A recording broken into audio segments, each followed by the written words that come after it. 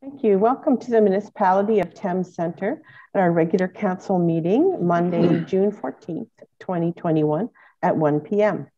Before I call this meeting to order, I just must remark on two events that really shook our confidence and faith in our fellow man. With the children that were found in Kamloops and then the tragedy that happened recently in London. I hope that these events brought you a moment to pause and reflect. We must be aware of our thoughts, actions, and words. We have come a long way to becoming a more inclusive and enlightened community, but that job is not done. It's our duty as citizens of a just society not to sweep these events under the rug, but use them as a reminder to make sure we respect our fellow citizens in our speech and actions. That means calling out behavior that is disrespectful and talk past.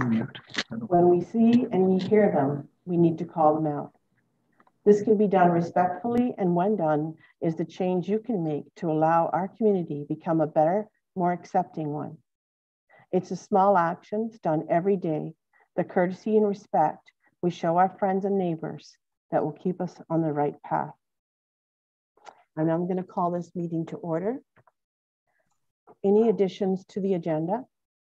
There are no additions. Thank you. Any disclosures of pecuniary interest?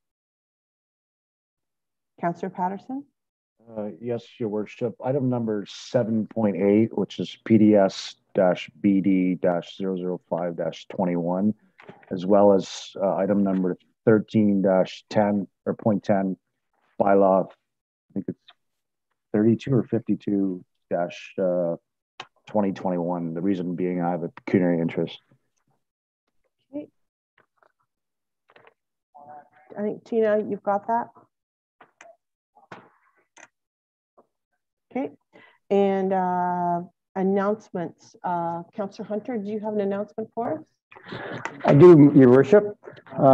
It's my pleasure to announce our municipality has been selected to receive the AMCTO 2021 EA Derby Award in recognition of outstanding achievement in municipal administration for the Municipal Modernization App.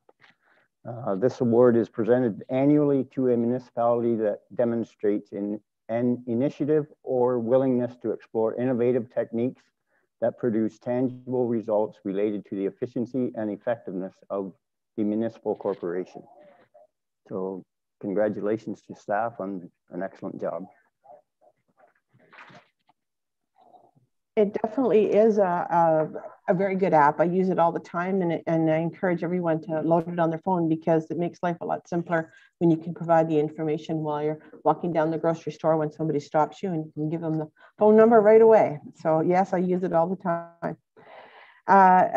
Next, we have presentations and delegations. So the first presentation, I would like to welcome Gabe Metron from PSD Consulting regarding the asset management plan update. So welcome, Gabe. And the floor is yours. Thank you.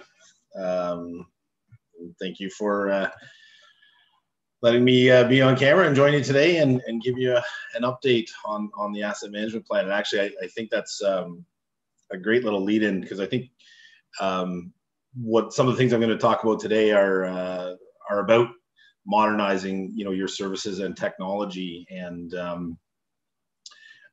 some of the advancements that staff have already undertaken and that you're going to continue to undertake. And I think that's a big part of what you've done so far and where you're going to go. So kudos to you as an organization to continue that journey. And so just by thumbs up, you guys can see my PowerPoint presentation, right? Okay. We'll give it a start here. Maybe. Oh, geez.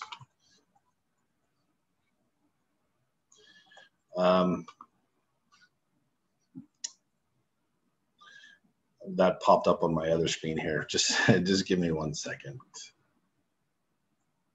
You know what? how about I just go with it as like this? That work for you guys? We'll have it on the side, and then that way I can see your faces and judge reactions too while we're going through this. No, it looks good. Okay. So yeah, PSD Citywide, PSD Consulting. I just wanted to bring to our attention our new brand there.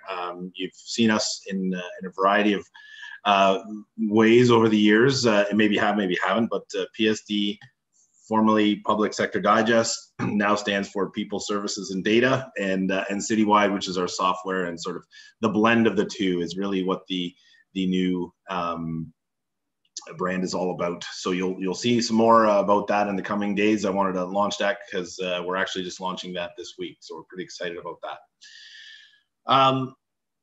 We've been working with the municipality for a number of years. I think myself since 2012 or 2013 on the asset management databases and sort of getting Citywide up and running.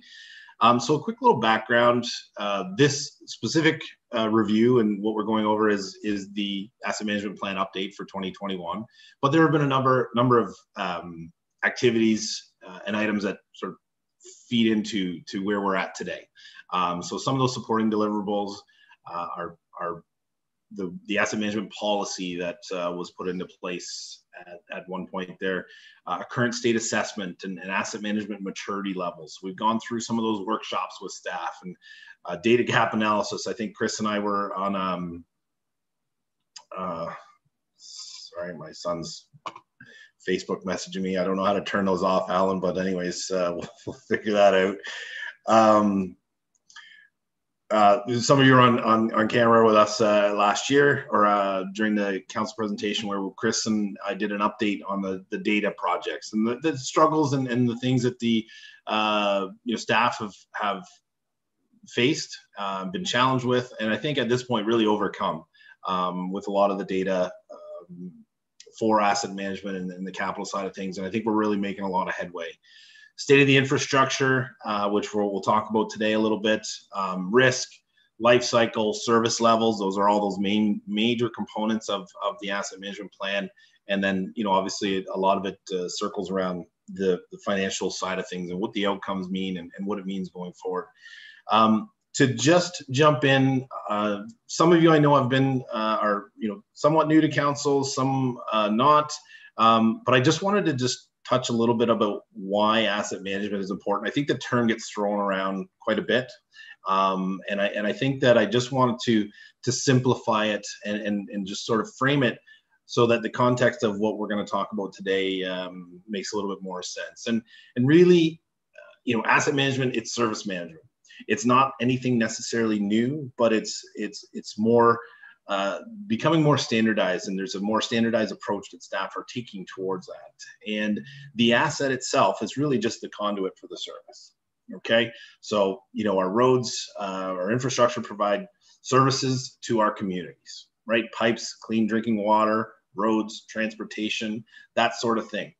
And understanding how those assets perform and what our needs are going to be long term are things that were gaps, I think, in the past, and really what we're trying to work towards. Why else is it important, and where do we start? So these questions are important, and these are questions that you've answered, staff have answered and worked towards answering. What is it worth? What do we own? Where is it? But those last questions are really where we start to find ourselves now. How much money do we need to maintain it, replace it, sustain it? Two big ones that I add into that list are, do we still need it? And how do we maintain those needs going forward? And I think those are really important parts because, oftentimes we find ourselves as communities, as municipalities, with things that we've inherited over the years. And like it or not, we have them. And how we deal with that is really important. And those are some of those hard decisions and discussions that we'll talk a little bit about later on. Lastly, why is asset management important? Well, I think this is also important. This is also mandated by the province with OREG 588, and this is something we have to do. So that's the other side of it too. And there are those regulatory sides of things, but this is also just good business practice, and I wanted to stress that as well. So where's the community been? You know, not starting in 2017. You know, again, this goes back to probably for us, for you as an organization, 2009-ish, for, you know, the PSAP 3150 asset accounting regulations, along with us in that 2013 range, and really in the last few years, a commitment to move things forward. And so it started around that 2017 framework, and yeah, we've had some challenges and all that, but here we are, we're on track, and we've got an update on the asset management plan today.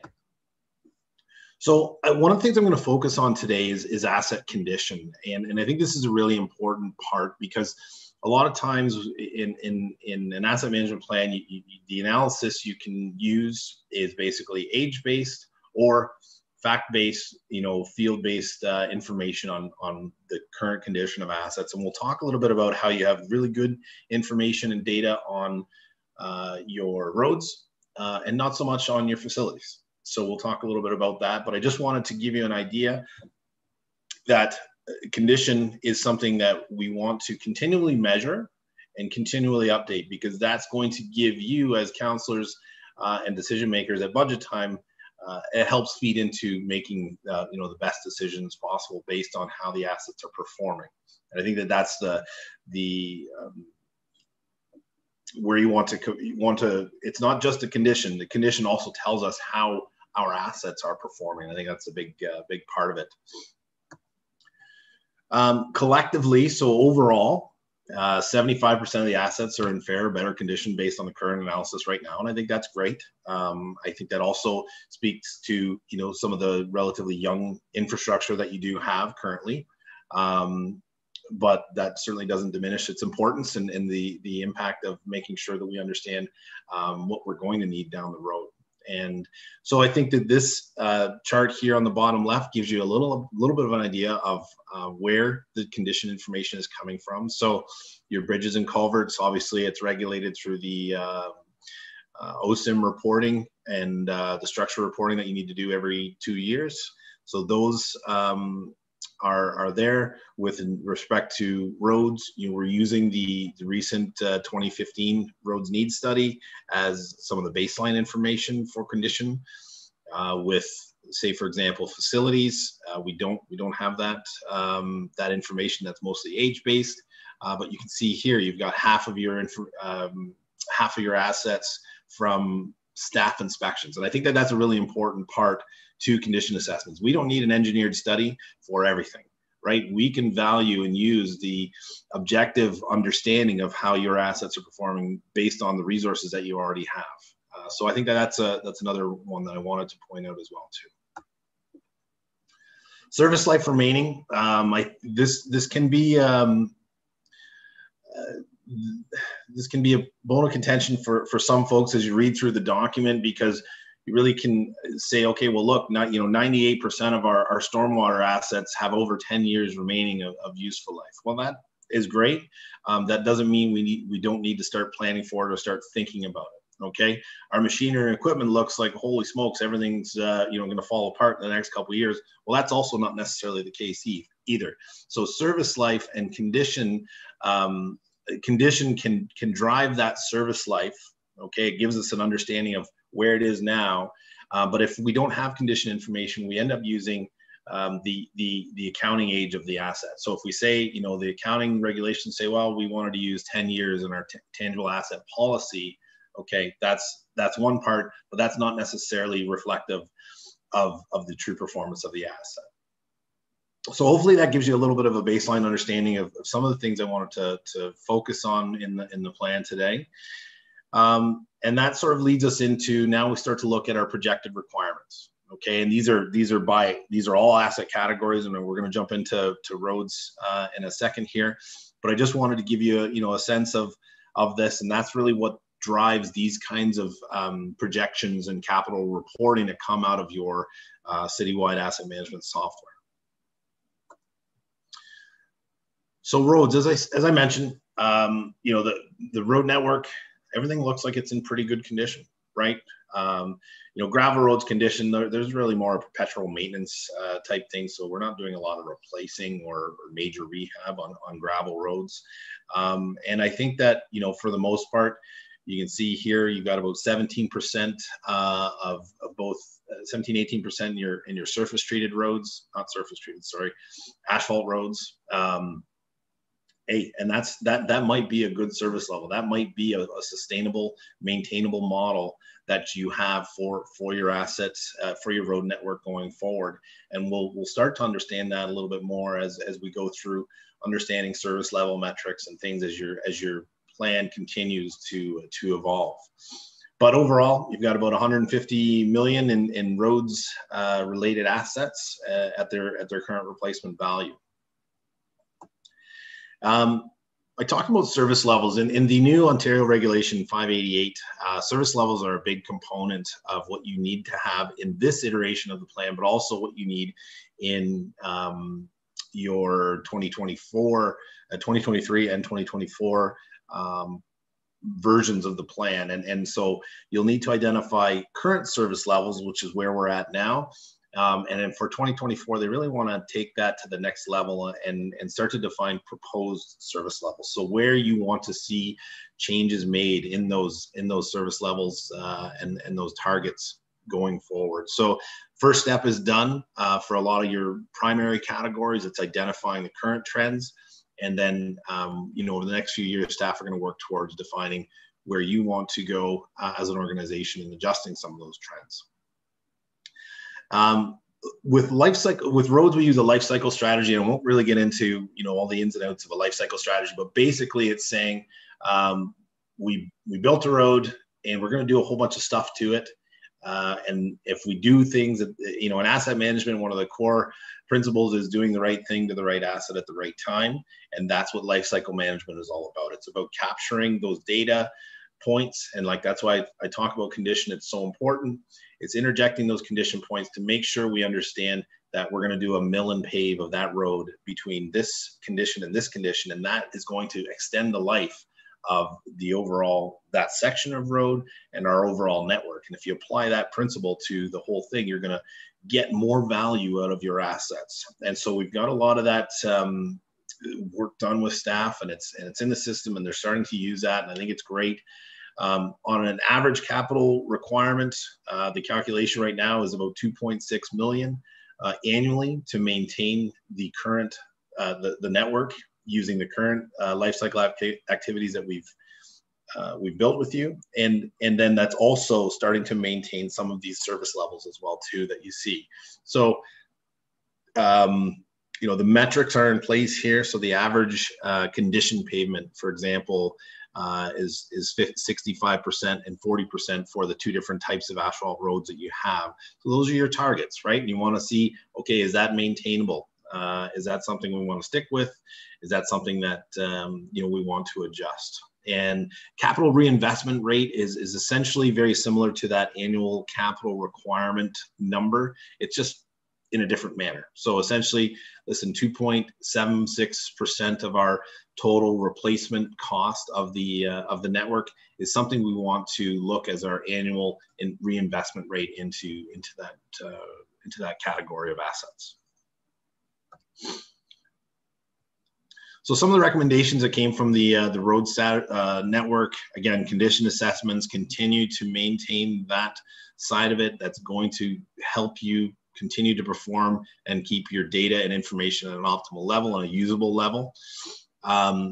We've got some really good risk models that are now feeding into the plan, starting to look at the metrics of the risk model, and measuring risk are things like the percentage. Is this road section near a body of water?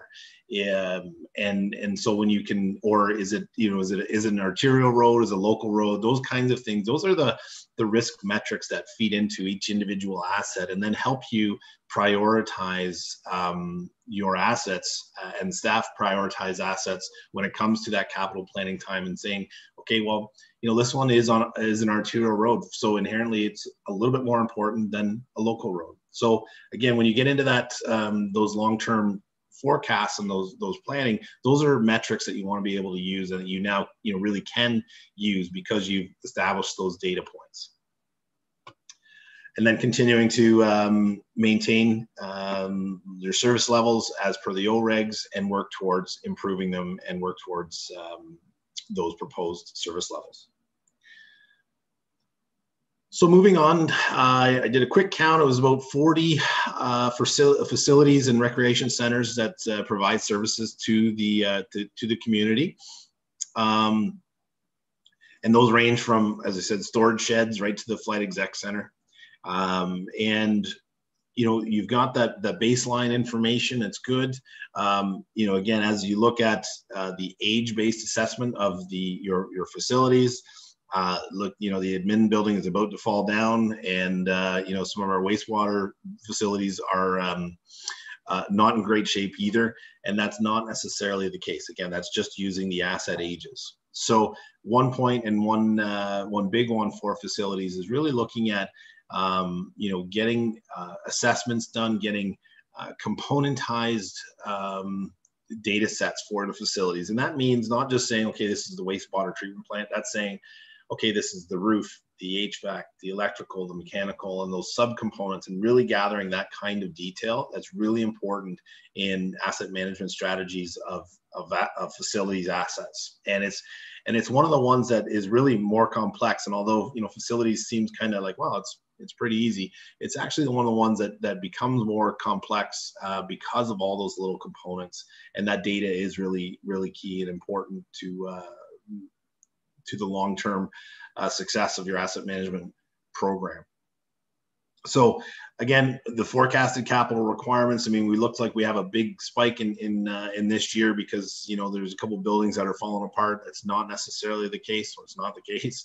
But I just wanted to sort of contextualize that and why it looks like, things are worse than they are. And so in terms of the buildings and facilities, continue to refine the data. That's a big one for staff that I think that they're going to need the support from yourselves as council to invest the right resources in acquiring that data and improving that data over the coming years.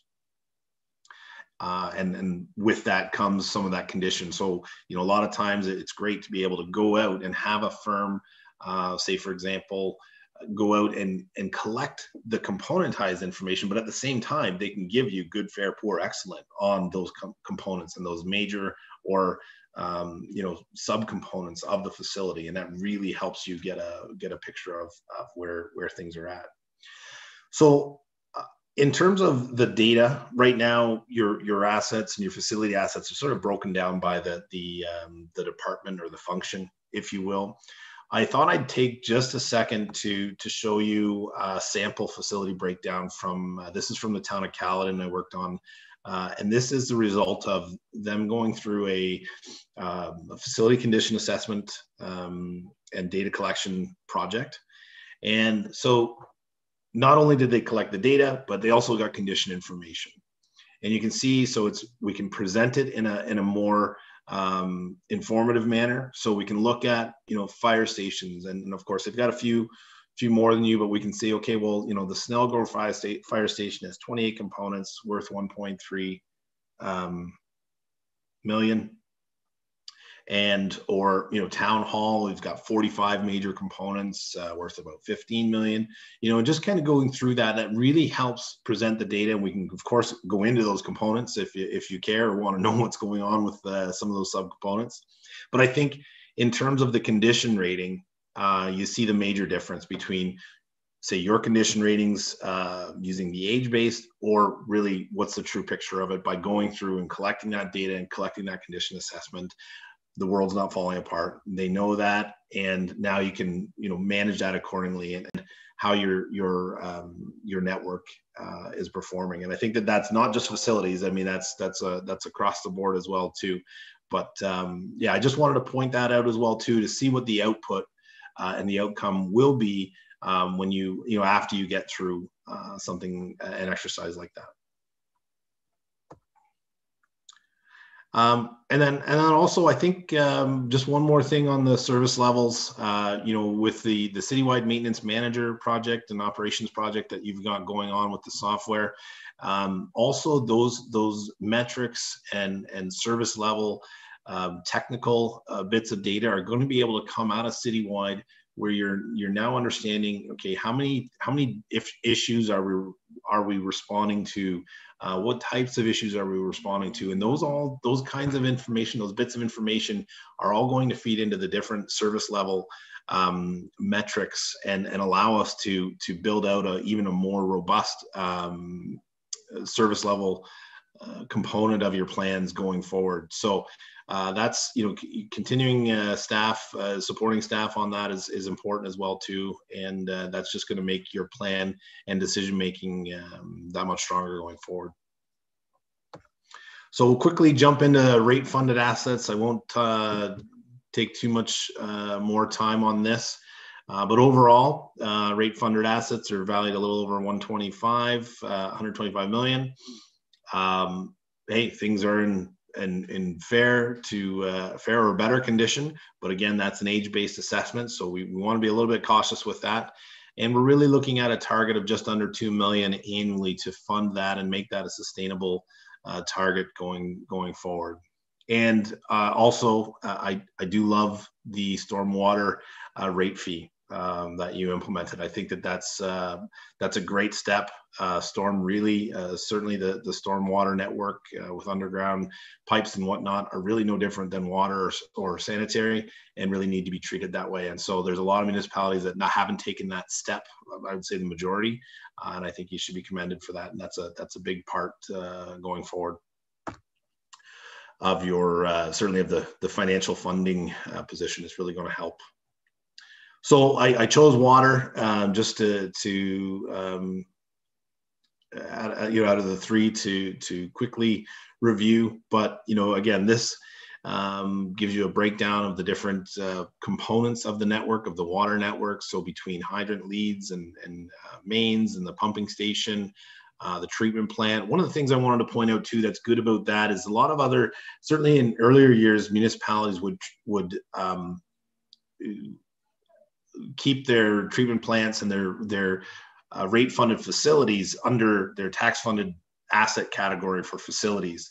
And we want to break away from that, because those facilities should be covered by the rates. So I think that's great. We've got that under there. That's a step in the right direction. We've got all the network really sort of organized and detailed in a much better way than has been in the past. And you're certainly moving in the right direction there. I wanted to just show you a quick graph of the life cycle strategy and what that looks like.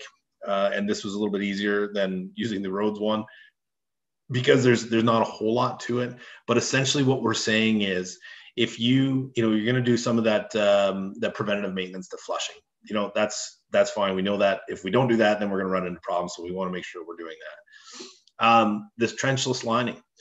If we do this, and we do this at the right time, we can double the life of the asset. We can double the life of the pipe. So instead of getting the 80 years that we would do it, okay, and then that needs to be dug up and replaced, we can double the life by and mitigating the disruption of service, paving the roads and doing all that stuff. If we catch it at the right time and do the relining at the right time, we can double the life of the asset without really disrupting the above ground services. So I think that's just an important part of life cycle strategy and of condition assessments and ensuring you're measuring the performance of your assets so that you can do the right thing at the right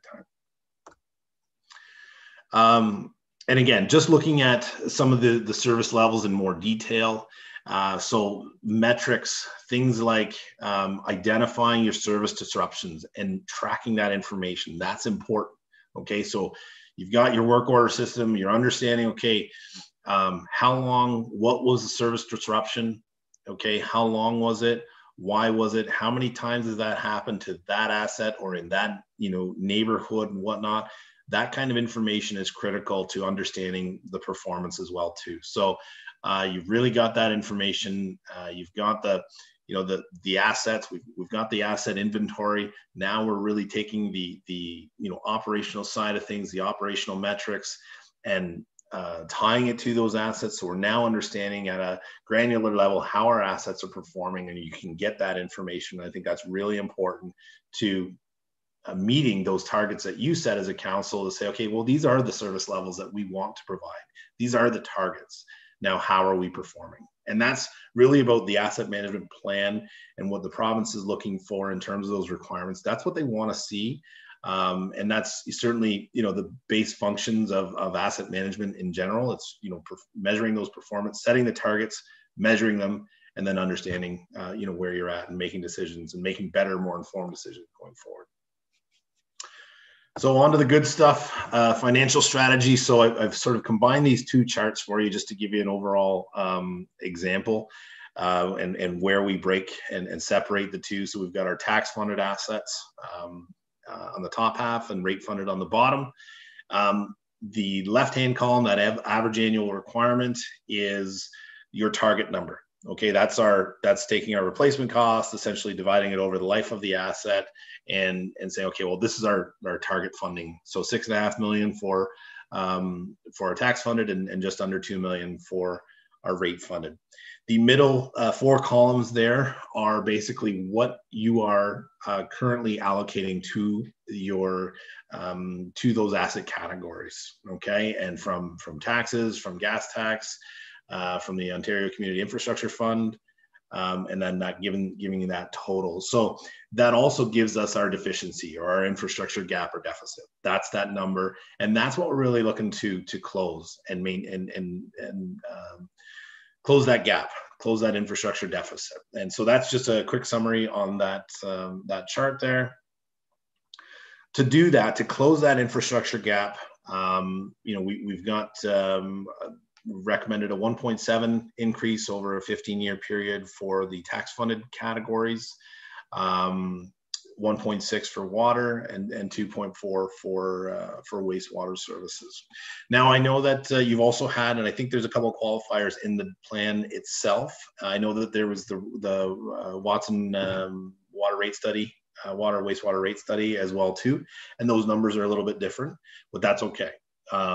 We're using, you know, the same data sets, but not quite the same. We're using you know, different bits of data, and for both those kinds of rate studies and for asset management plans, until the data is refined continually and sort of blended together, they're going to be a little bit of a floating target, you know, in the meantime. And I think we're in a, you know, pretty close range, and we certainly looked at that and reviewed that with staff, and just wanted to make sure I point out that you know, that's not us fighting with the other firms saying, oh no, our numbers are right, or your numbers are right. That's not what this is about. We're using the same base data sets. It's just the calculations are a little bit different, and that's also partly tied into, you know, the Ontario regulations and how things are certainly prescribed to be calculated and things like that. So those are some of those nuances with that, and it's certainly not any sort of fighting or you know, again, one's right versus the other.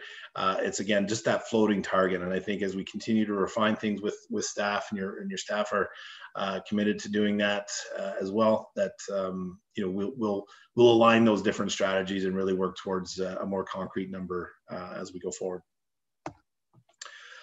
So last two slides, really where you're at now. I think you've got, this is actually, these are screenshots from a video of a municipality in Australia that did a great thing in 2013, I think it was, and FCM was sort of pumping that video out, and I think it's great. And I was going to include the video, but I know Mike wanted me to keep it short, and I'm already outside of that window. So really, this is about asset management, and what you have is to do is, as council, you've got tough choices, and you always have tough choices, and it's about, you know, increasing rates or reducing services. You know, what's essential versus what's nice to have versus, you know, do we need to keep it? Do we need to let it go? I think, you know, there's certainly a neighboring community and a neighboring county that's established or that's experiencing some really difficult decisions on the water side and the rate side. Well, that's really out of a lack of planning and forecasting, and we won't get into that. But there's those are the challenges that if we don't make tough decisions, or we don't make those decisions, tough or not, now going forward, we put ourselves in a more precarious position going forward. So asset management is not easy. Asset management plans are not easy. This is all part and parcel to it. But I think that where you're at now, it's just another milestone, and the journey that you started on, where you're at, I have no problem saying that you're a success so far, even more than a success, really, compared to, we work with municipalities across the country. And I think in Ontario, you're certainly leading the charge in that group, and that's not, I'm not just saying that. That's the truth. And I think that, as I said here, staff and yourself should be commended for continuing to support it, because this is something that you can do off the side of your desk and just be sort of a check the box regulatory thing, or you can take this seriously as a regulatory compliance, but also as just good business practice. And I think that that's where you're taking it and where staff have taken it. And like I said, the recent commitment to improving, digitizing and getting into the software side of things, that's really going to help you feed into the metrics. Those are those activities that make these documents, certainly more worthwhile and provide better information to yourselves and the public. So continue to do what you're doing, and we'll continue to be there to work with staff and support them going forward. That's all I've got today. Are there any questions? Anything anybody wants to go over? What I'll do is I'll open up the floor to council for any questions they may have. But first, just a couple comments. I think when the provincial government foisted the idea of asset management plan on municipalities, it was quite a big step to take. And I know it was not an easy process to get to where we are.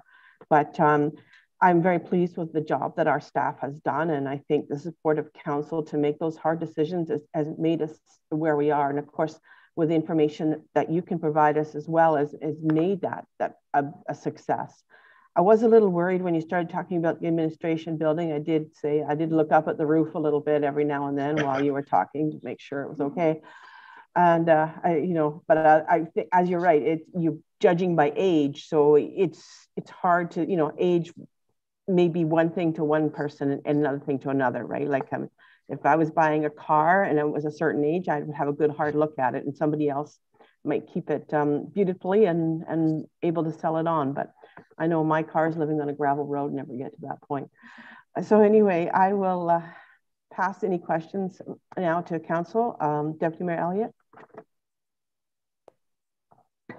Yes, through your worship, just a couple points. One thing I wanted to bring up, and the work that we've been doing at Ontario Good Roads Association, is calculating the infrastructure debt deficits that exist here in Ontario municipalities now that asset management plans are coming out. And Dr. James Smith, one of our staff members, has calculated in roads, bridges, and culvert asset classes alone, there is a $34 billion municipal infrastructure deficit existing in the province of Ontario alone.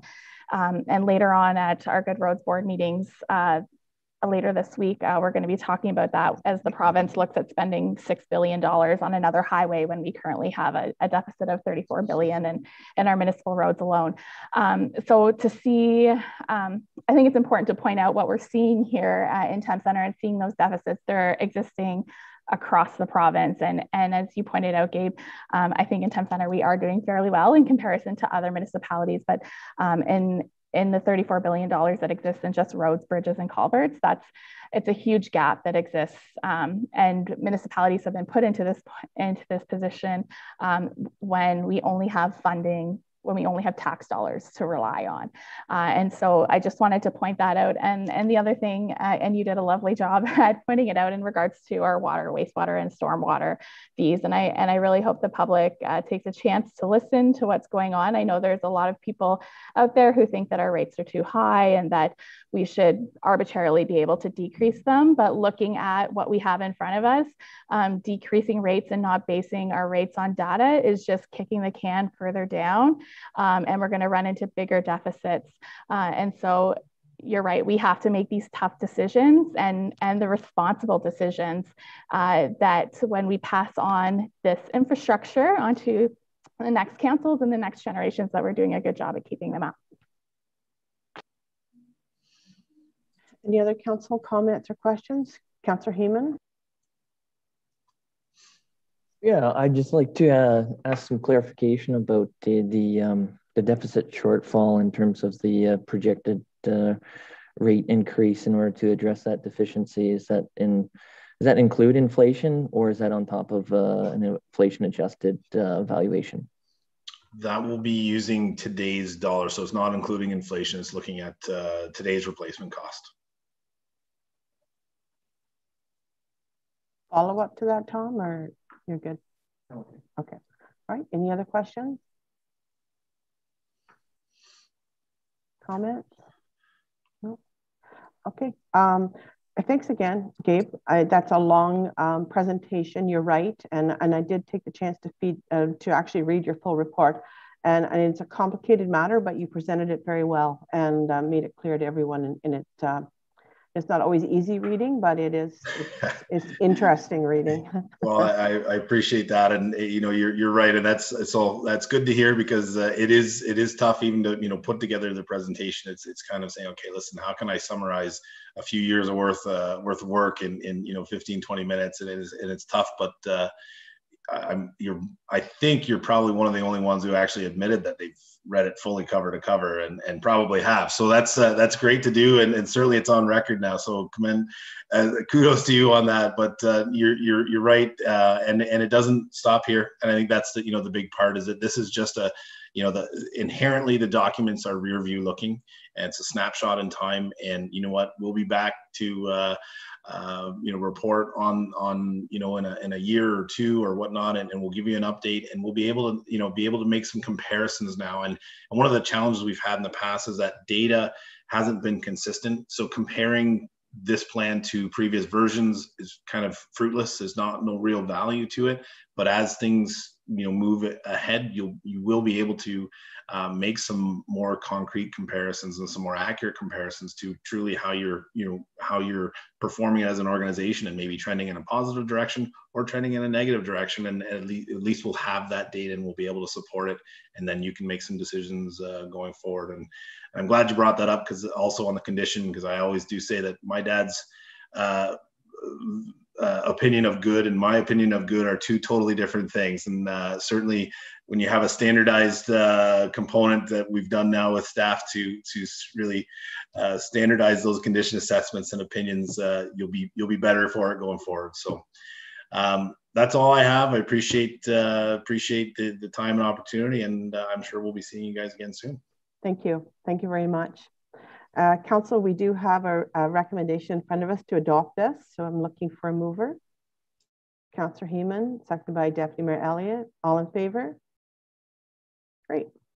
And now we have another presentation, and it's Josh Smith. He's waiting patiently by from the Middlesex County Library. He is our community navigator, and it's great to see you, Josh. And I know that the last 14, 16 months have put a bit of kibosh on a lot of your activities, but it'll be good to see you out and about again. Yes, absolutely. Yeah, it's definitely been a bit of a challenge getting this project up and running during a pandemic, especially operating through a library when all the libraries have been closed to the public. So it's definitely been a challenge, but I think it's something we've kind of been able to meet and still get the program out there. Do I share my own screen here for the slides? If you can. Okay, yeah. Perfect. All right, so presentation today is about the Community Navigator. It's a pilot project through the Middlesex County Library. fund it through social services Chippy Fund. Essentially what this program is, it's a method to help people in the county explore their opportunities when it comes to various different programs and services they may be able to access. It was kind of born when libraries have become kind of a community hub, and that's by design. And people have been going in looking for maybe additional services or questions about additional services that there just simply wasn't anyone there to answer those questions and help them further along. And that's kind of how my role got created, was the idea that someone should be there to help point these people in the right direction and make sure they get the supports that they're looking for. So that's what I've been doing for the last, I guess, about 9 months now. I started back in September. The pilot project does go till next March in 2022. Essentially, yeah, this is kind of what a community navigator is. It's a service to help people explore their options available to them within their community. I help provide information on these programs and services. I can help them with the referral itself. If there's applications they need help with, I can do that as well. Well, a big part of it is advocating and just knowing who to ask the questions to find the answers on behalf of the resident. And then I'm also, part of my portfolio will eventually be some workshops and clinics as well that I'll be offering throughout the entire county, on a rotating basis to each library. Unfortunately, that's one of the things I haven't been able to quite get going yet. I have done a virtual workshop in the past, but I am hoping to be able to do this in person. I find it'd be a lot better format for the kind of work I'm trying to do. But these are the kind of services I've been looking to help people get connected with. Housing supports, I do have a little asterisk beside that one because that is the biggest one I've been doing. I have a whole slide to that one next, but it's kind of all lined out here, the things I've been helping people get connected with. Youth programming, clothing and food supports, employment services, education programs, social service applications, whether it's the OW or ODSP, CPPD, EI, any kind of financial assistance programs that have been helping people get connected with, helping them fill out the application if needed, especially for some like ODSP and CPPD, where the applications can be pretty intimidating and lengthy and hard to get through. Helping people get connected with mental health supports, addiction services, birth certificate applications, and other kinds of ID, and community legal services. And that kind of ties a lot into the housing part, but not necessarily completely. But basically anything. There's no real limitations to my program. Is that if someone has a support or a service they're looking to get connected with, that's kind of how I'll help them do it. And if I don't know kind of the answer to the questions they're asking, I know who to ask to find those questions and how to get them those kind of supports they're looking for. But as I mentioned, the biggest thing I have been doing is housing. That is probably the biggest need in the county right now, and overall, I guess, for just about anywhere. And also the reason it's become so popular with my program is no one else is really doing it. A lot of these other programs I'm referring to may have their own housing program within it, but not necessarily available to the general population. And my service is. Really the only thing you need to be eligible for my service is to live in Middlesex County. There's no other eligibility requirements beyond that.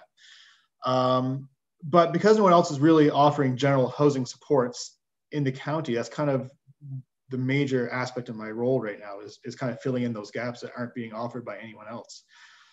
So a big part of that is social housing applications. That's rent geared to income, and there's also a few other programs offered through that kind of social housing umbrella, such as the Canada Ontario Housing Benefit and the Community Housing Bridge Program. All kind of subsidized rent or rent supplement programs offered municipally through Ontario. I help people get on the list. I help people also look at getting some urgent status on that list, give them some priority. I'm not sure how familiar some of you are with the social housing wait list, but it's quite lengthy. For someone without urgent status, you may be looking at about 8 years until you find some subsidized housing. With the urgent status application, I can put it on their behalf. We can cut that back significantly, but they're still going to be waiting for a couple of years. But that's only that's definitely the biggest aspect of what I've been doing for housing, but it's not by far not the only thing. I've also been helping residents get connected with some co-op housing, which offers some cheaper rent. connection with emergency housing and transitional housing. There's not a lot of either of those in the county, unfortunately. For emergency housing, there's really only one option, and that's through the Women's Rural Resource Center. But again, they kind of only cover a very specific section of the population. Transitional housing, there's some as well, but not very much. We have been operating, and I say we, but it's funded through social services, but through the Strathroy Motor Inn, we've been kind of operating a hotel program for those who are currently homeless, just kind of help them with the cost of the hotel, get them somewhere safe and warm for a little while. Well, I guess warm's not an issue. Keep cool now at this point, I guess, but keep them safe for a little while. And while they're there, they have the opportunity to access my service because I am there as well. I operate out of that motel twice a week, as well as CMHA workers. Just kind of help the homeless population in the county give them a place to stay that's stable while they're looking for something a bit more long-term, and that's kind of where I help as well. I do also offer some general housing search assistance. It's more so helping them explore the rent market, what's available out there. Not much, unfortunately, at this time, but I do help them explore those opportunities. I also, beyond just helping people get housing, I help them get connected with a number of services, help them keep the housing if they're already there. If there's a risk of eviction for whatever reason it may be, I can certainly help them avoid that if possible, whether it's through connections with programs to help with rental arrears or something like that, or a connection with the legal support to look at fighting off an eviction.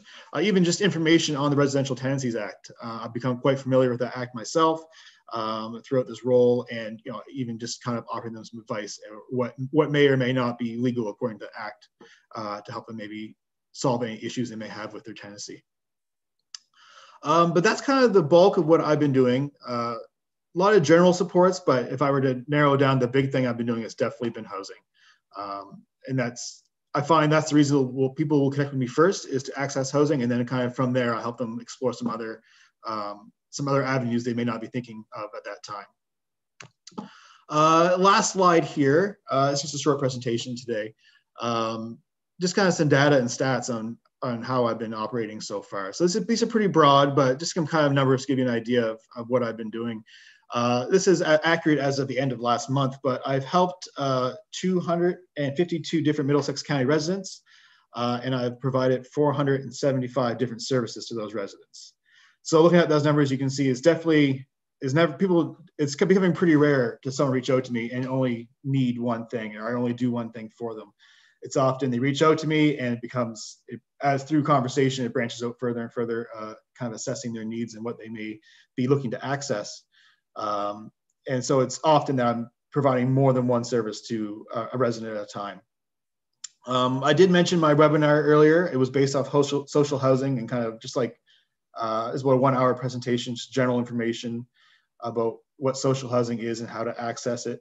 I had 15 people attend that first one. I do have plans on creating new webinars if possible, but I've been kind of holding off with the hope that we can get people in the libraries to do it in person.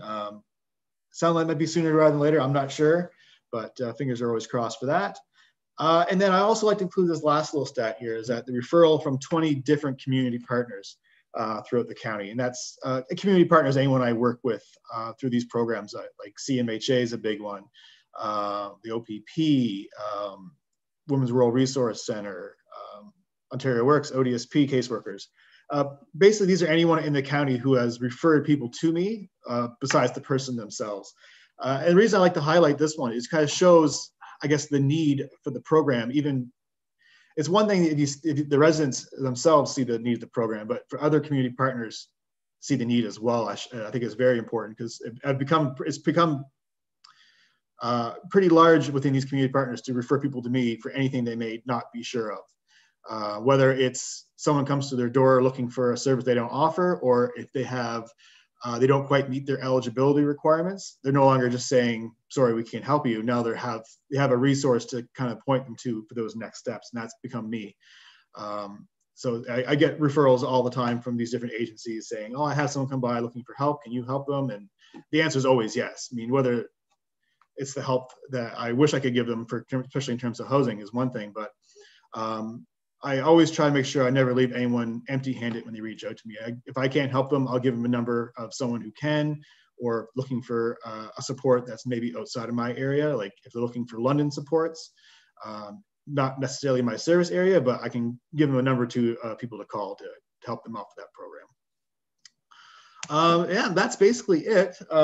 Nice short and sweet here, just kind of quick overview of what I've been doing. I find it's been quite successful. I mean, if I had the ability to make a graph, I would show you, it would show an exponential growth of people reaching out to me.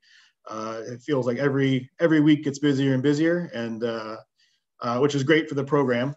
It's also great to be able to help these people out and make sure they're pointing in the right direction, getting those supports that they may not have even realized existed before calling me. But definitely open to any questions you may have, any clarifications. I know I'm a bit of a fast talker. So if there's anything I ran through too quickly, be sure to ask and I'll clarify for you. Well, first of all, I want to thank you, Josh. And again, to iterate again that it's been a heck of a time trying to get that information out during the last, when you're actually, when you're obviously a people person, being in the business that you do, and you're not able to meet with people, makes it difficult. And we know that there is a need throughout the county for this type of information. There is definitely that gap from the grassroots level to the different organizations where people do need someone to help them navigate. And a lot of times when they're in the situation where they need that help, that's not a good time for them, and they're not able to do all that navigating by themselves. And you and I both know quite a few of these things are very complicated to navigate through. So it's great. And I'll welcome you to come out to any workshop or clinic you can do to Thames Centre. And I also think that you should have a fridge magnet we could stick on the fridge with your face on it with all your different services. So everyone would have that right at their fingertips. I think that's a great idea. Yeah, well, there you go. I was just thinking that would be nice. But I'm going to open up to any other council members, and I'll just have to get you to stop your screen sharing because I can't see anybody when it's like that. Thank you. Okay, Councillor Heeman, did you have a comment or a question? Oh yeah, I just wanted to say that I think this is a great initiative, and I think we've all had individual experiences navigating different administrative pathways, and let's just say it can be difficult at times, and especially when we're looking about getting better use and uptake in our social safety nets. It's better to have a net than individual threads. So again, kudos to you, Josh, for pulling all these threads together. Thank you. Yeah, you're correct. There are a lot of these, the documentation, especially for a lot of government programs, especially social assistance. I'd say specifically the ODSP and CPPD. They're pretty meaty. They're not necessarily easy reading or easy to even get through. So I find that's been a big request for a lot of people, is just help through, or even just to look over it once they finish it to make sure that they fill it out right. Because even when I'm doing them, I gotta go through them 3 or 4 times just to make sure I ticked every box, make sure there wasn't anything missing. They can be pretty intimidating for someone to look through.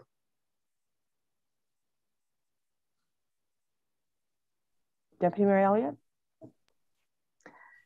Through your worship, I think a lot of it's just echoing, but I know a lot of the work that we've been doing in the Women's Caucus, a big part of the pillar is getting information out there. So I think it's so important that you come out to the lower tier municipalities from the county and share the information that you're doing, because it is so needed in our communities. And I think there's still a lot of people that have no idea who you are and what you do, and this is available to them. And I think for a lot of people, this would be a huge weight off their shoulders to be able to have you to help them. So I think it's so important that this council here and our staff, as well as our residents, know that this is available to them. Yeah, that has been, I'd say, the #1 challenge of this role right now is just getting the name out there. It's like I mentioned at the beginning of my presentation, it's hard getting a new program started in the middle of a pandemic through a service that's currently closed to the public. I think initially when this role was conceived, the idea was it'd almost be developed passively as an open door in the libraries. People come by asking for help.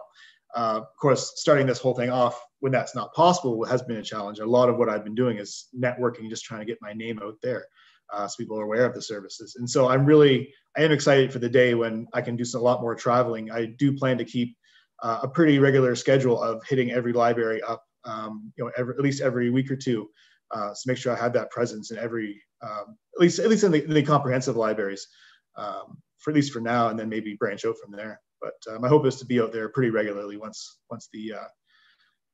the restrictions allow me to do so. That's great. Council, anybody else have any comments, questions? Great. Well, thanks for joining us, Josh. It was good to see you, and yes, good luck thanks to for you having me. as things open up, and we'll look forward to seeing you here. Council, we do have a recommendation that this be received for information, this presentation. So looking for a mover. Deputy Mayor Elliott, seconded by Councillor Hunter. All in favor? Great. Thanks again. Thanks, everybody. Have a good day. All right. Now we're moving on to our consent agenda. And just a reminder that the items listed under the consent agenda are considered routine and may require discussion, but no action on the part of council. We've got two here. We've got the regular council minutes from May 26, 2021, and the Middlesex London Board of Health update, May 2021 update. Is there any need to pull any of this out from the consent agenda? No, seeing none, a mover to accept the agenda. Councillor Patterson, seconded by Councillor Hunter. All in favor? Okay. Now we're moving on to the reports of departments. So first we have F00721, Procurement of Goods and Services Policy. And it looks like we have someone on screen already to speak to that. So welcome, Ms. Grogan, to the screen. Thank you, Worship. Good afternoon, everyone, and through your worship. The purpose of this report is to present an updated policy related to the procurement of goods and services as specified in the Municipal Act. Since the creation of our last procurement policy back in 2014, there have been significant changes in trade agreements and legislation that require procurement compliance. The result of the policy that's being brought forward to council today is a much more comprehensive, robust, transparent, and accountable policy that is in accordance with the said agreements and legislation. Tables have been included with the proposed policy and detail procurement processes by dollar value, set thresholds, provide approval signing authorities, and detail goods and services that are not subject to the policy. Proposed threshold changes for procurement processes are highlighted in the report, along with highlights of other significant amendments. It's important to remember that purchase authority is established under the direction of council through the municipal budget process and adoption. The proposed policy increases fairness and transparency and provides additional purposes, goals, and objectives of procurement. Bylaw 046-2021 is included for council's consideration in today's agenda later on. And at this point, we would be happy to answer any questions you may have in regards to the proposed policy. Okay. Council, you've had a chance to look at this report. Any questions regarding it? Clarifications needed? No. Have you been to the conference for the clerks and treasurers yet, Ms. Grogan? No, okay. No, I have not. Because usually when it's those conferences, we start to find all these different changes and when it modernizes and everybody's found out what everybody else is doing. So it looks like you're doing this by yourself. So good on you. Okay, so council, do we have a recommendation that this is a report F00721 has been received for information. So looking for a mover. Okay, Councillor Hunter, seconded by Deputy Mayor Elliott. All in favor? Thank you. And Kim, are you on for the next one too? I am, yes, thank you. Very good. So report F-008-21 is a report to provide council with an overview of the new optional small business property tax subclass as announced in the 2020 Ontario budget. This proposal allows municipalities to establish a tax ratio specific for small businesses. Discussions have begun with Middlesex County and other lower tiers within Middlesex County, and future updates will be brought forward to council for the 2022 taxation year. Further discussions will also be brought forward to county council, and information will be brought forward to our council later in 2021. So the report is before you for information and any comments that, that you would like. And I'd be happy to answer any questions you may have at this time. Okay. Council, any questions concerning this? No. And something that we haven't done in the past, and as I said, it's an interesting option. So as you say, Kim will be bringing that forward and looking at it later on in the fall. Deputy Mayor Elliott? Yep. Through your worship, just a quick question for our Director of Finance, and I'm not sure if you have the answer to this. When a long time ago, when farm tax rate ratios were decreased to 25%, the provincial government at that time had brought out the Ontario Municipal Partnership Fund, which is the creation of the OMPF funding. So that way small and rural municipalities wouldn't have to eat the cost of decreasing the farm tax rates to 25%, and they would receive funding from the provincial government to help with their tax levies. Just for a program, to add another program like this would obviously be a hit to, especially to small and rural communities where we do have a lot of small businesses. Is there any indication, or do you know of any indication from the provincial government that they would be looking at implementing any type of funding to offset this? So at this point, nothing has been proposed or brought forward because participation in the program itself is optional. The way that the regulation is actually worded is municipalities can fund the small business subclass, so that loss in revenue could be funded by absorbing the cost through an overall levy decrease by finding savings elsewhere within our budget, or by reducing services. We can fund it broadly across all property tax classes.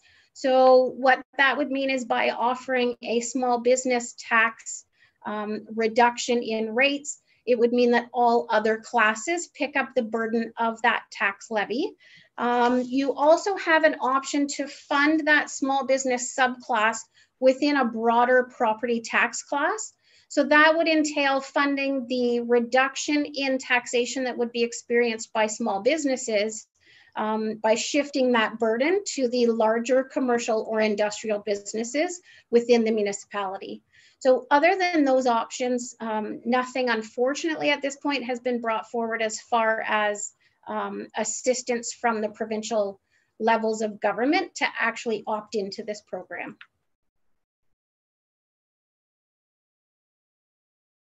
Thank you, Kim. All right, so any other questions before we receive this for information? No, seeing none, I'm looking for a mover. Okay, Councillor Heeman, seconded by Deputy Mayor Elliott. All in favor? Great, thank you. So now we have Kim again.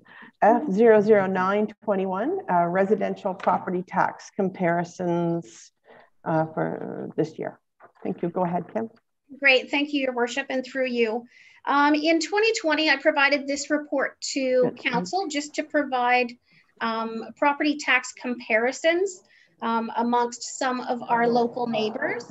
So I just wanted to bring this report forward again for 2021. The 2021 final tax rates are presented in bylaw 45-2021, which is included later in the agenda for Council's consideration. And I'd just like to report, just point out from this report that the municipality of Thames Centre residents enjoy the lowest taxes of all of Middlesex County residents. When we look at our comparisons with lower tiers within the county, our residents are saving between $541 per year up to $1,449 annually based on those 2021 rates.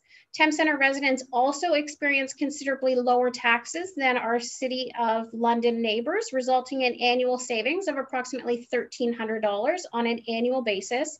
And those savings are based on our average residential single detached property assessment value, which for 2021 falls out just over $350,000. I'd be happy to answer any questions that Council may have at this time. Just wondering where the list of people who want to sign up to come and live in Dorchester start when they start seeing the comparison of their taxes, because that is commendable. And it's always nice to be able to be that person that has those low taxes. And it's a comment I get quite often. So it's a good report to read. Council, any other questions? Councillor Heeman?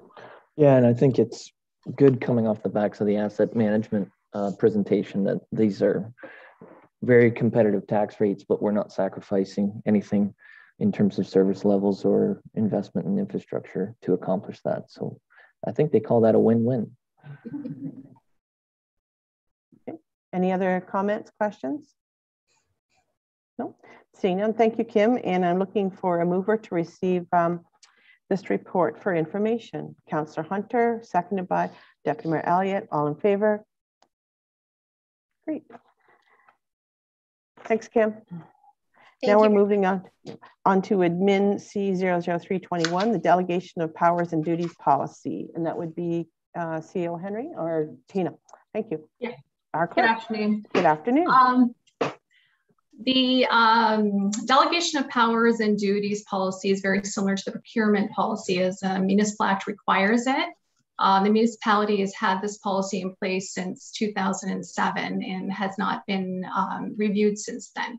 So the policy itself has been updated to include Municipal Act legislation, and there are some areas to revise for clarity purposes.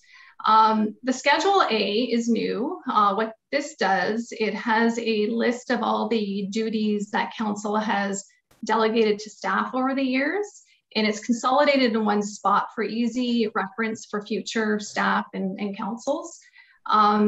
It's important to note that even though council does delegate authority, it can be revoked at any time. There is nothing there that restricts a future council to restrict anything. Staff and directors, all directors have reviewed this policy, and there are a few highlighted areas on the schedule that staff is requesting additional authority, mainly for streamlining decision-making and just being able to serve customers, residents in a more timely fashion. If council has any questions regarding this, I'd be happy to answer them. Council, I would say right off the bat, there's quite a lot to go through there, Tina, and it must have been an exhaustive research project because it covers a lot of information when you look at Schedule A of all the different policies that are involved. So at this point in time, Council, do you have any questions about any of the changes or the schedules? No?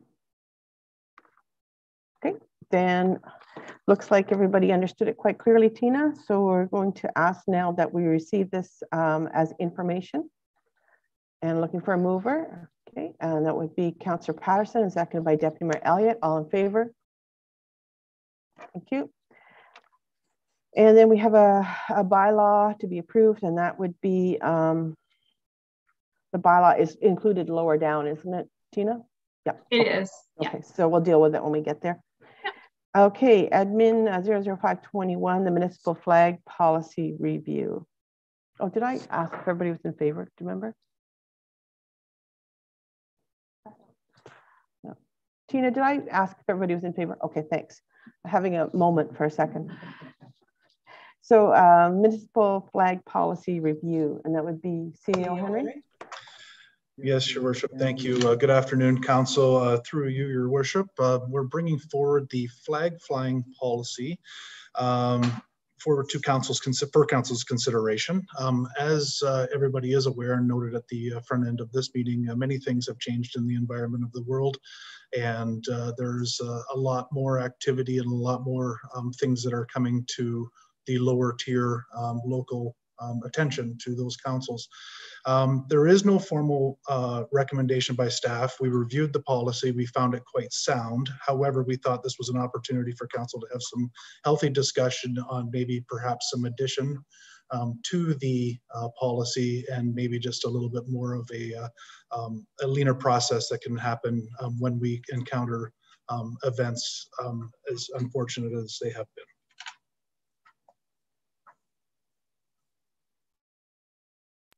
Okay, thank you. And I think that, yeah, it's timely and that we need to look at it because it does become an unwieldy process when you need to make a quick decision about something that isn't written down in your bylaws from years before. So I see the need for it, and it was certainly shown to us there a couple of weeks ago. Council, any comments or questions regarding this?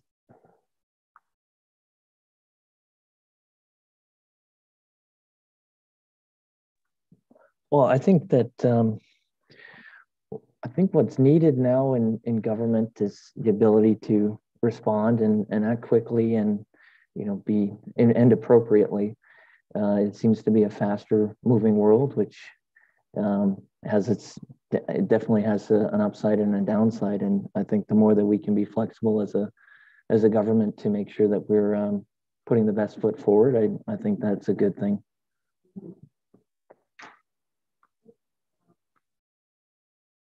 Deputy Mayor Elliott, go ahead. Yes, through your worship. I'm just wondering in our policy about adding another bullet to what would qualify as a reason to lower our flag, being either a local, national, or international tragedy, which affects or impacts our community. And I think that provides a broad enough stroke to what has been happening and what could possibly happen. Obviously, we can't predict these things. That would allow our flag to be lowered under the policy if it directly impacts our community.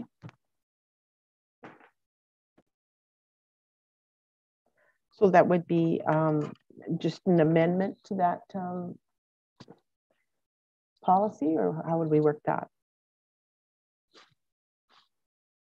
Yep. Yes, thank you. Sorry, through your worship. Yes, you could make a resolution and provide staff with direction to make an amendment to that policy. Yes. And Councillor Heeman. Oh, sorry. Yeah, I would agree with Deputy Mayor Elliott. Just no, you're muted.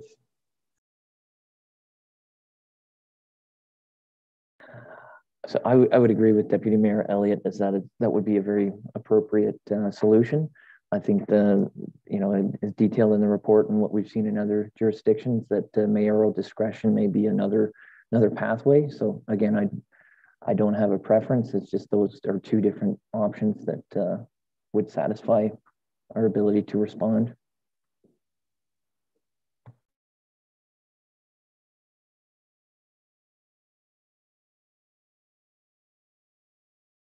I'm muted, and I'm just going to ask again if there's any other comments or questions. Oh, okay, so we have that report that we're receiving for information, and then we have a recommendation that council review the existing policy and direct staff to make any changes as council may determine necessary to the flying of flags policy. So, a mover, Deputy Mayor Elliott. Can I? Yeah, do you want to comment? Yep. Yeah, sorry. If I can just amend that motion. So it would be to receive the information and then to add to 3B under half-mast and flags may be lowered at half-mast at the discretion of the Chief Administrative Officer or request of council upon, and then add a local, national, or international tragedy which affects or impacts our community.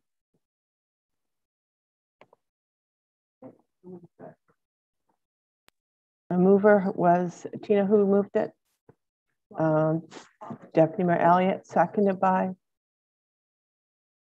Councillor Heeman. Any other discussion before I call the vote? No? All in favor? Okay, thank you. Now we're moving on to PDS 04121, the terms of reference. So for the new local school advisory committee, I think we're looking for an additional member from the public. And who is taking this report? I am, Your Worship. Thank you, Mr. Bancroft. Good afternoon, Your Worship, and members of council. So with this report, its purpose is to present the terms of reference for the new local school advisory committee for council's consideration. And as noted in my report, this is in response to a resolution that was passed by council. So the terms of reference, those are appended to my report, and they're based on the most recent terms developed for other committees since 2019. And I should also note that although council nominated 3 committee representatives to stand on the committee back at the May 10 council meeting, 1 representative subsequently declined the nomination, resulting in this position needing to be filled with the clerk's assistance. And also my recommendation is duly noted in my report, Your Worship. I'm here to answer any questions if there are any. Thank you. Thank you, Mr. Bancroft. Council, any questions for Mr. Bancroft? No. It's unfortunate that we have to look for another person, but I'm sure that there's a lot of people out there that would be very interested with the opportunity to sit on this committee. It's an important committee moving forward. So we have a report for information that we're looking for that the terms of reference be approved and that the clerk be directed to advertise for a community representative for the local school advisory committee. Council, making that Councillor Hunter? Okay, seconded by Councillor Patterson. All in favor? Thank you, passed. So moving now on to page 3. 7.7 is a tree planting initiative for new development. So that's PDS 04221. And looks like Mr. Bancroft is speaking to that as well. Yes, thank you, Your Worship. So this report is to consider a new requirement for the planting of a tree for every new residential lot. And this report is in response to a request by Mr. Jim Rule on behalf of the Mill Pond Committee. He has provided a letter to council, which is appended to my report, for council to consider a requirement for the planting of a tree for every new house constructed. Currently, there is no requirement obligating a property owner from planting a tree on their property. Just a few comments noted in my report that I want to mention, Your Worship. So currently, as it relates to subdivisions, the requirement for the planting of trees is limited to the developer and that they are street trees that would be planted within the road allowance. Simply put, every lot gets a street tree, but again, there's no requirement for the planting of trees on private property. It would be appropriate for a policy to be adopted, which would require the planting of a tree at lot creation stage, either by plan of subdivision or by consent. So it's my recommendation, Your Worship, that the corporate policy be amended. And this is the corporate policy that deals with, it is policy CP-A3-3.3. It provides policy direction for the protection and enhancement of tree canopy and natural vegetation. So what I'm looking for is a resolution from council that would amend those policies to include this new tree planting initiative. Thank you. Thank you, Mr. Bancroft. Any questions or concerns, council? No, okay, then I'm looking for a mover. Councillor Heeman, you want to move that? Okay, seconded by Councillor Hunter, all in favor? Okay, thank you. And I believe 7.8, Councillor Patterson, you declared a conflict with? Okay, so I'll just ask you to take your screen off, perfect. All right, PDS BD 00521, Municipality of Thames Center Refreshment Vehicle Bylaw. And Your Worship, yes, thank you. Mr. Stewardson is not with us this afternoon. Okay. So in his absence, he has asked that I cover for him, considering we've got the makings of another record year. We've got 360 building permits that were issued last year, and we're on track to exceed that record with 450. It's amazing. Busy boy. Absolutely. Anyway, so the purpose of my report Mr. Stewardson's report, I should say, is to bring forth a revised refreshment vehicle. Just 1 second, just 1 second. We Sure. have an unexpected event. And Tina, that would be Tom is declaring a conflict of interest. Is that right, Tom? Yeah, I'm afraid I didn't have many refreshments this morning, and this one slipped my mind. Okay. So we conduct similar events at the place of my employment. So I'd like to declare pecuniary interest for that reason. Okay. And that will be the bylaw as well. Then. Okay. All right. Thank you. Sorry about that, Mark. Continue on. No problem. Thank you, Your Worship. So the purpose of this report is to bring forth a revised food truck bylaw to include provisions for the operation of generators within a refreshment vehicle. Council will recall back in April, there was a bylaw, a refreshment vehicle bylaw that was passed, which actually prohibited the use of generators unless there was a power outage.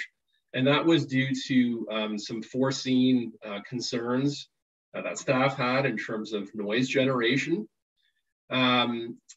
So subsequent to that, staff has received a number of queries from refreshment vehicle operators wanting to obtain a license where they actually rely on the use of generators, mind you, quiet ones that have very low decibel readings as their primary power source, whereas the bylaw actually prohibits any type of generator regardless of their noise level.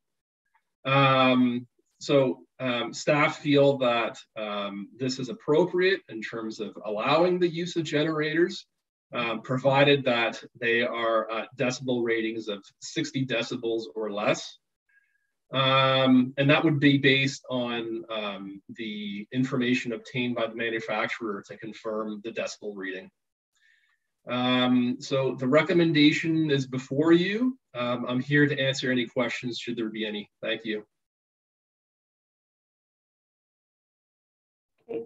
Remaining council, any questions left? Okay. Go ahead, Deputy Mayor Elliott. I'll maybe just through your worship, I just want to applaud staff for this, for coming back with the feedback that we received from the refreshment truck operators when they posed this concern. And I know between Mark, Mike, and Aaron, you guys worked quickly to alleviate this and allow them to run. So I just want to applaud staff for doing that. So we have a report to be received for information and a bylaw to deal with later on. So Deputy Mayor Elliott, you're moving it, seconded by Councillor Hunter. All in favor?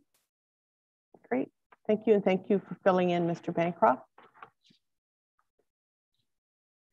All right, and welcome back to Councillor Heyman and Councillor Patterson when you're ready. There you are. And now we're moving on to PWES 00521, the Oversized Waste Collection Program 2021 Summary. And there is Mr. Craven. Thank you, Worship. Members of Council. Before you is a PWES 005-21. It's just a brief summary of the Oversized Waste Collection Program that occurred this first and second week of May this year. This is an annual collection program we do. If you may notice the numbers are a little bit lower than average, just because I think last year's oversized waste collection occurred, it was postponed and occurred the second or third week of September. If you have any questions, I'd be happy to answer them.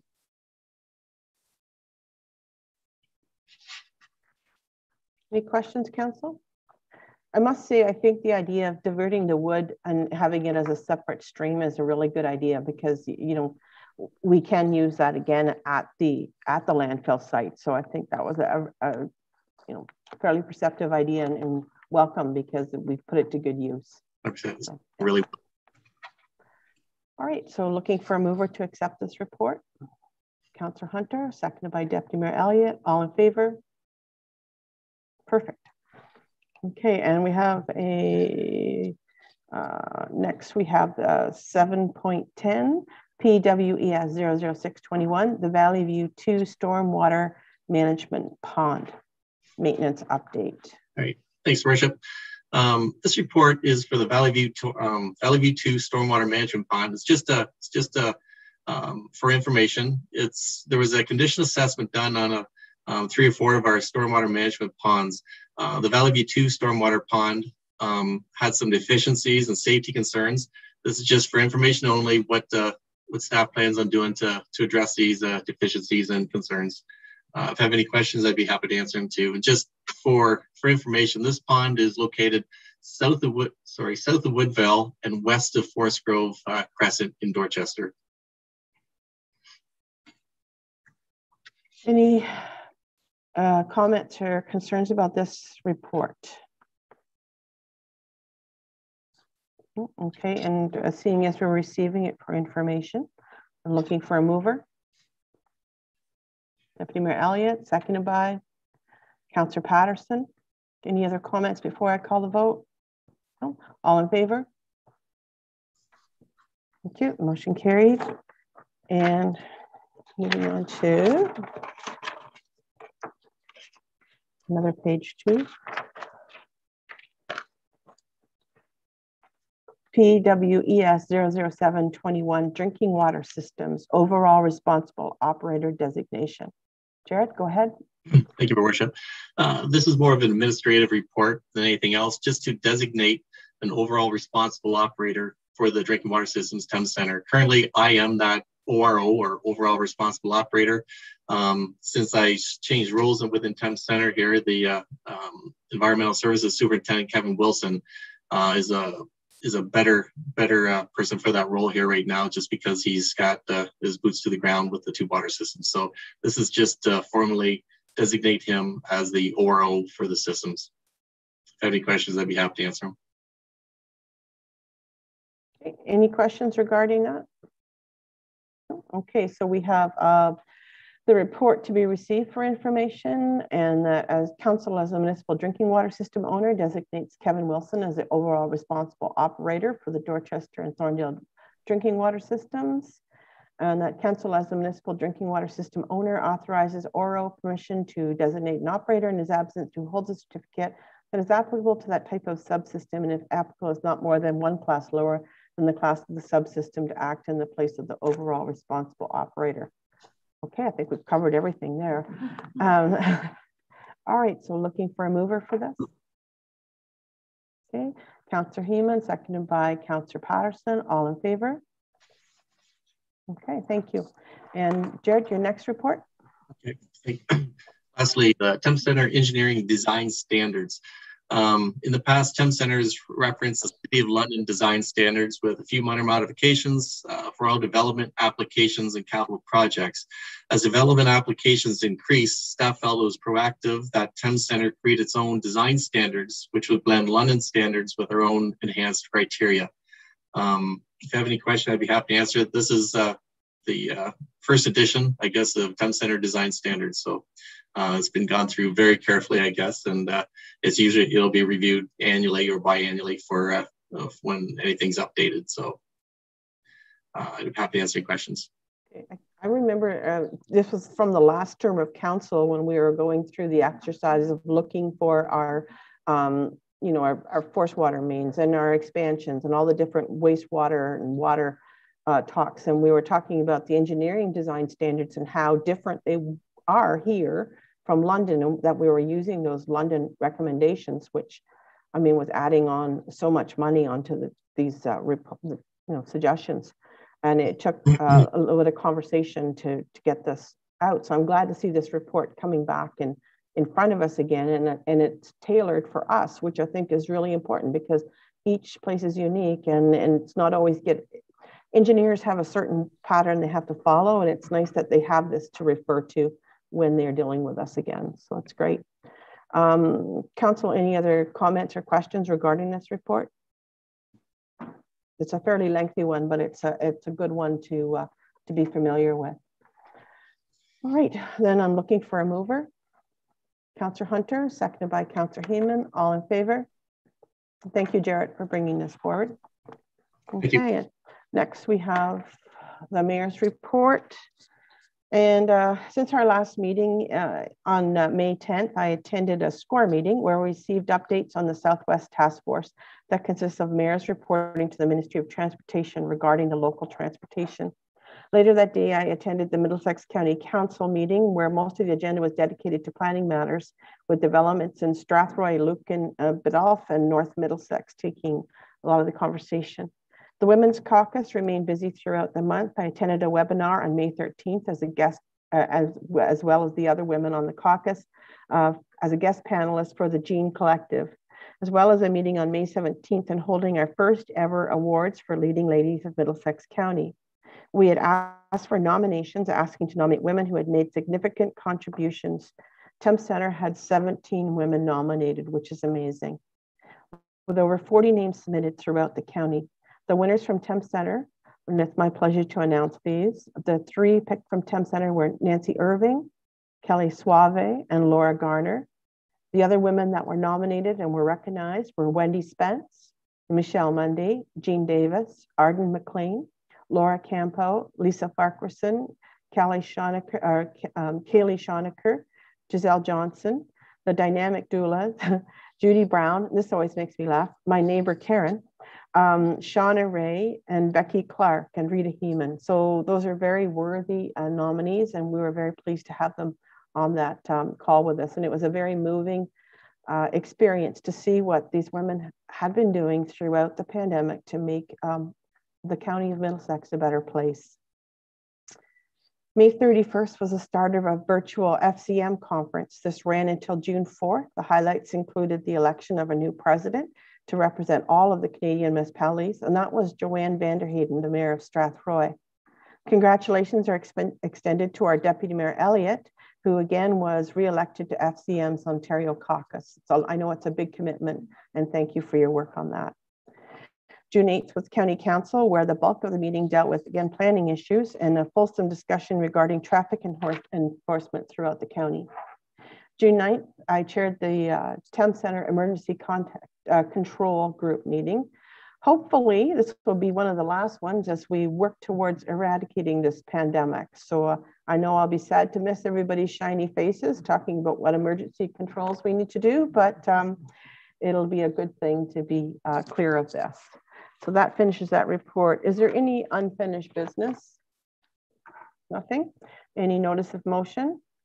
Okay, new business. Oh, this was fun. New business, the Municipality of Thames Centre Slogan Visioning Session Report. And it looks like the recommended motion. Does anybody want to speak to this before I go ahead with the drum roll and CEO Henry? Yeah. Yes, thank you, Your Worship. I'm just double checking with Tina and Alan is if Nancy was coming forth to be part of any of this physically or virtually. No. Okay. All right. So it's all yours, Your Worship. Thank you. So the recommendation has been brought forth. This is simply a recommendation by the consultants that assisted with this process. They have weighed out and they've come to a consensus. And if you don't like it, you don't take it. And if you do like it, you adopt it and away we go. Simple as that. All right. So drum roll and ready for it's Together We Grow, which I think was a really good compromise because, you know, we had talked about growing together and we had a large, long 2-hour discussion to get to these 3 words and gone through every different scenario. And it was a good meeting. So Council, let me hear your thoughts about this. Anybody? You all had lots to say during the meeting. Okay, Councillor Heeman. Yeah, I think that's a slight change, but I think it is a bit of an improvement. I think whenever you can use the universal particular over a congregation, that tends to improve the gravity of the utterance. So yeah, no complaints here.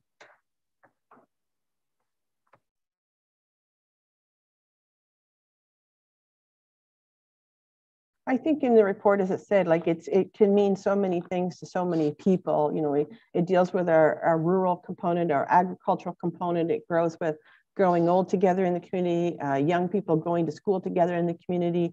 It could be developing different parts of our municipality. I just think it's a good one, and I can see it now on the banners as you drive through our municipality in all the different spots, and I think it'll be great.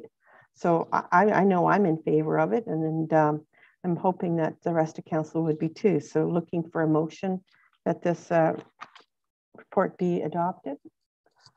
Councillor Heeman and seconded by Deputy Mayor Elliott. All in favor? Great. So together we grow.